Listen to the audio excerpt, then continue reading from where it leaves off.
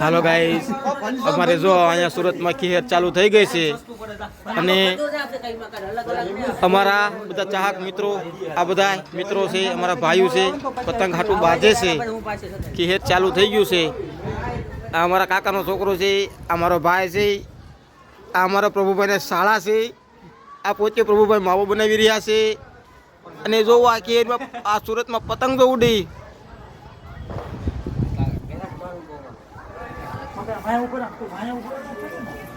મોટભાઈ ખેડમાં આવજો સુરત.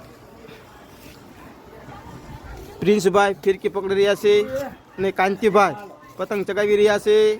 પતંગ બોલ ગરોટ ખાય છે ભાઈ. પતંગ તો ગલોટ ખાય જ ને. મોટા આ બાજુ કેટલી પતંગ ચગી રહી છે દેખો. સુરતમાં અત્યારથી બહુ પતંગ ઉડે છે.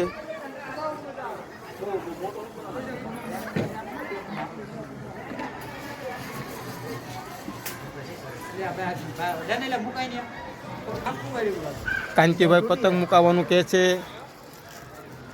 આ પ્રભુભાઈનો સાળો પતંગ મુકાવે છે.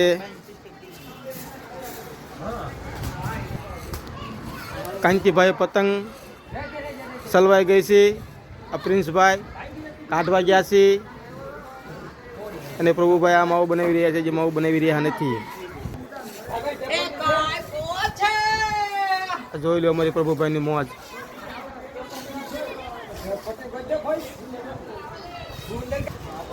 જુઓ અમારા રોહિતભાઈ અને અમારા બેનનો ભાણો પતંગો ઝાજી લઈને આવી ગયા છે. ખાલી 5 જ પતંગ. પંજો કહેવાય, પંજો. આ પતંગ હારો પાછા કાગડા કોયલું બધી ઉડે છે. હો જોજો હો ભાઈ, આ દોરીથી નુકસાની થાય પક્ષીઓને.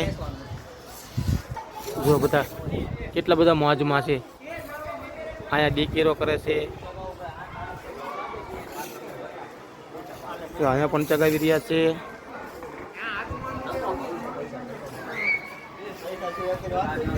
અમારા કાંતિભાઈ પતંગ ફાડી નાખી, તે પટ્ટી ગોતે છે.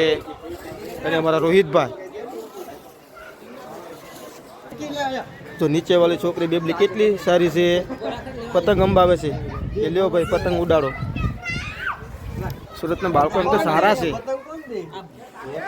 અમારા ભાઈ જો અમારી બાજુના મિત્રો એવું કહે છે લપેટ લપેટ. જો અમારો કાંતિભાઈ કહે છે પતંગ આવે છે કપાઈને.